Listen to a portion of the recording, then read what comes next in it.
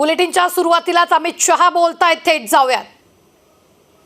का ये विचार उनके बाद भी सन 57 तक 1857 तक दिखाई पड़ा.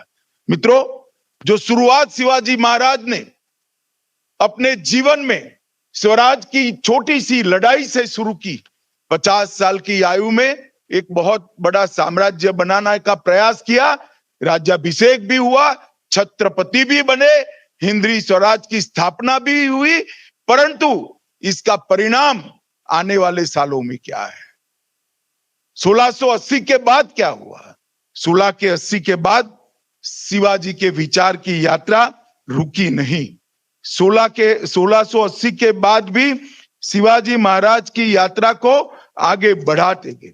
उनके बाद छत्रपति संभाजी महाराज, छत्रपति राजाराम, महारानी ताराबाई, छत्रपति साहू पहले, छत्रपति रामराज, ये परंपरा आगे बढ़ी और पेशवाओं ने भी इस परंपरा को 1713 से लेकर 1818 तक पहुंचाया. और ये जो स्वराज का झंडा था, स्वराज का भगवा ध्वज लेकर यहां से निकली हुई स्वराज की यात्रा अटक से कटक तक और गुजरात से लेकर बंगाल तक पहुंची और समग्र भारत को एक स्वतंत्रता की चेतना देने का काम शिवाजी महाराज के विचार ने किया. मित्रों, बहुत बड़ी कठिन लड़ाई थी और कहीं पर भी ये साम्राज्य विस्तार के लिए नहीं हुई. मैं उदाहरण दे सकता हूं. गुजरात मुगलों के ताबे में था, गुजरात जीता गया, वहां गायकवाड़ को प्रस्तापित किया गया. साथ में ही राजस्थान था, वहां राजपूताना था, वहां कोई नहीं गया. अटक, कटक, बंगाल, ये सभी उस वक्त के मुगल साम्राज्य के हिस्से थे, जिसको शिवाजी महाराज ने शुरू की हुई स्वराज की लड़ाई ने इसको स्वतंत्र करने का काम किया और आगे बढ़ाने का काम किया.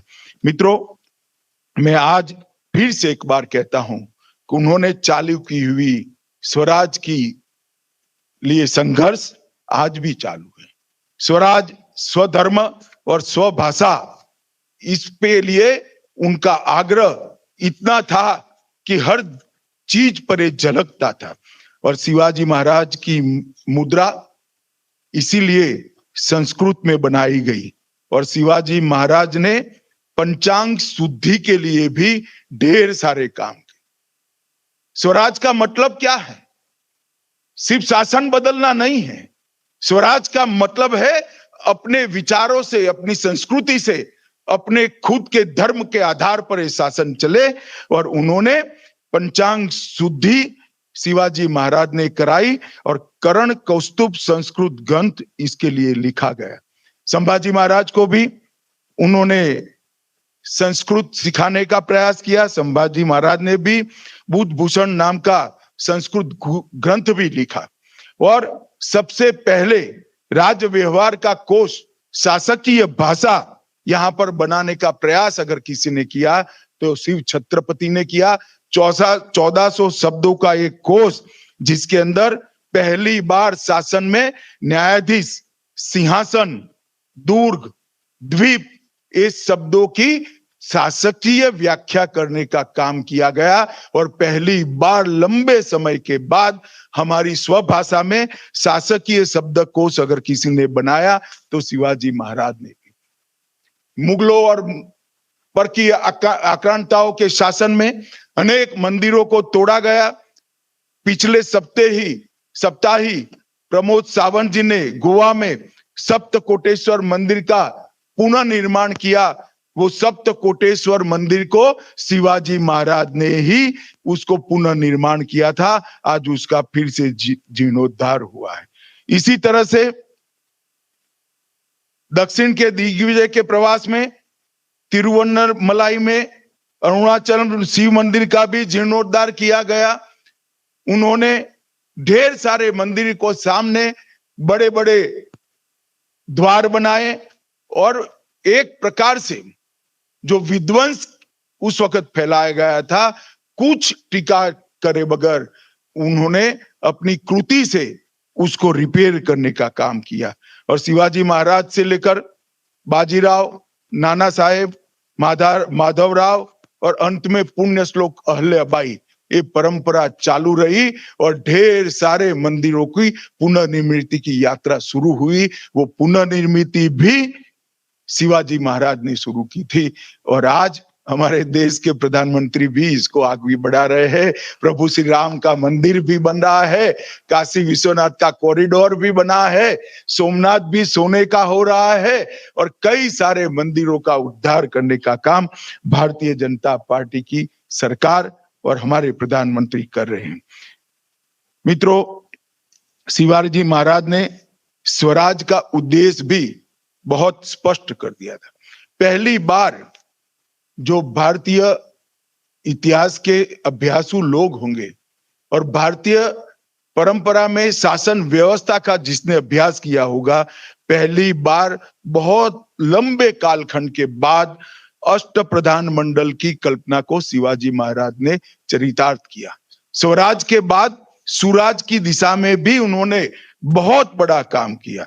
पेशवा, अमात्य, मंत्री अथवा वाकिया, सचिव अथवा चिटनीस, सुमंत अथवा दबीर, सेनापति, पंडित राव और न्यायाधीश, ये 8 विभागों में शासन को उन्होंने बांटा और शासन के सूत्रों को लिपिबद्ध करने का काम बहुत समय के बाद शिवाजी महाराज के नेतृत्व में हुआ और इसी से हमें मालूम पड़ता है कि कितनी बारीकी से स्वराज के साथ साथ सुराज की कल्पना की।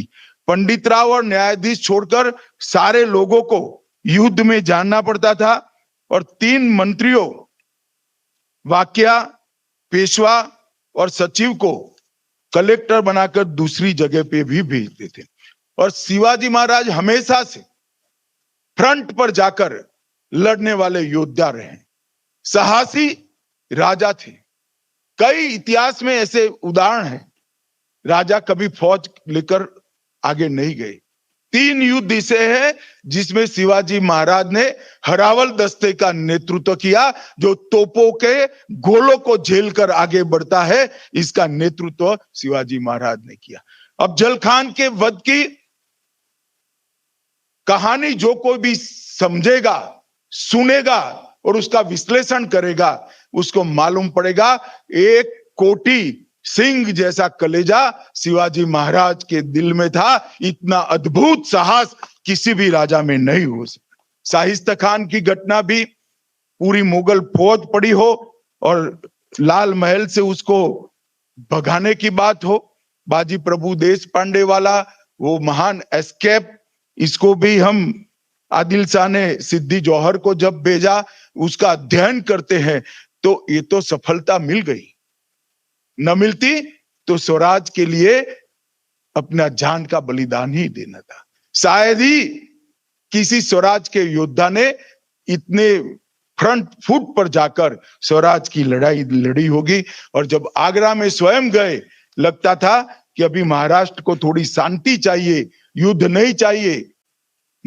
और आगरा गए, जब आगरा के दरबार में औरंगजेब ने उनका अपमान किया, गए थे वो शांति प्रस्थापित करने के लिए, सोच समझ कर गए थे, परंतु जब अपमान करा तब ये व्यक्ति ने सोचा ये मेरा अपमान नहीं हो रहा है, हिंदवी स्वराज का जो हम स्थापना कर रहे हैं इसका अपमान हो रहा है। वो रूट कर वहां से बाहर आए, जेल में भी गए और औरंगजेब के दुर्दांत शासन की आंख में धूल झोंककर सफलतापूर्वक वो और संभाजी राजे दोनों बाहर निकला। मित्रों, एक जीवन में इतने सारे ऐसे प्रसंग जो शायद कोई दूर से पढ़े तो फिल्मी लगे, सच न लगे, ऐसे प्रसंगों को जीने वाला ये जीवन था।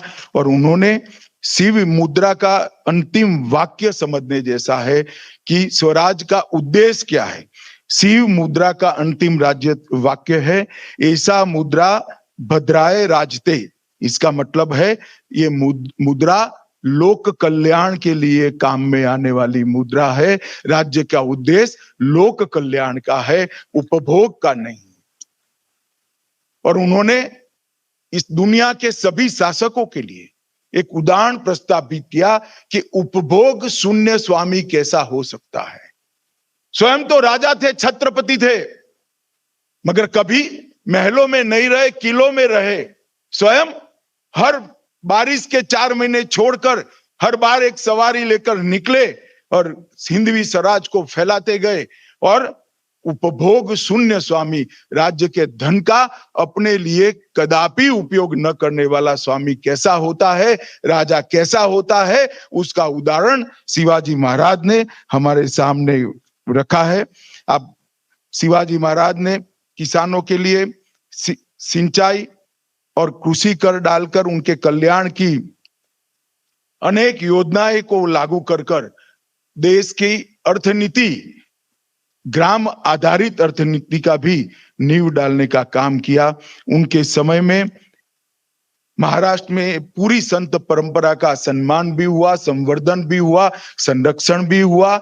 और इनका एक बहुत बड़ा योगदान माना जाएगा कि उन्होंने मराठा नौसेना के संस्थापक राजा के नाते इतिहास में अपना स्थान दर्ज कराया था। उनको मालूम था उस वक्त अंग्रेज आ चुका था, पश्चिमी तटों की सुरक्षा करे बगैर, उस पश्चिमी तट से होने वाले व्यापार को सुरक्षा करे बगैर इस देश को लंबे समय नहीं चलाया जा सकता। उन्होंने नौसेना की स्थापना की और 1665 में बसरूर पर हमले का खुद नेतृत्व किया। वो युद्ध पोत पर वहां लड़ने के लिए गए।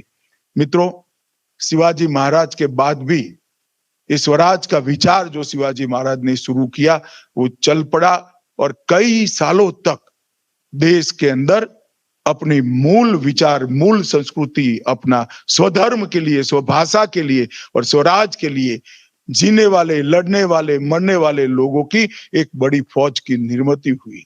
शिवाजी महाराज के जीवन को कभी